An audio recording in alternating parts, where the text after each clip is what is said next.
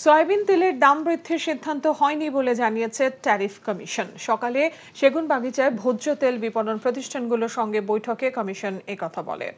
ব্যবসায়ীদের দাম বাড়ানোর প্রস্তাব যাচাই করা হচ্ছে, তবে দাম সমন্বয় নিয়ে এখনো কোনো সিদ্ধান্ত নেওয়া হয়নি বলে জানানো হয়। রমজানে নিত্যপণ্যের দাম নিয়ন্ত্রণে রাখতে সয়াবিন তেলে ৫% ভ্যাট কমায় জাতীয় রাজস্ব বোর্ড এনবিআর। গেল সোমবার ভ্যাট ছাড়ের মেয়াদ শেষ হয়েছে। ওই দিনই ভোজ্য তেলের দাম বাড়ানোর প্রস্তাব করেন মিল মালিকেরা। তেলের দাম বাড়াতে বাণিজ্য সচিবকে চিঠি দেয় মিল মালিকদের সংগঠন।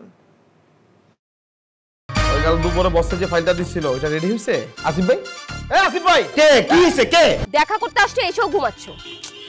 রাধুনী নিবেদিত নাটক ঘুম পাগল। শান্তি নাই, পার্কেও শান্তি নাই। ওটা কি বলো তো?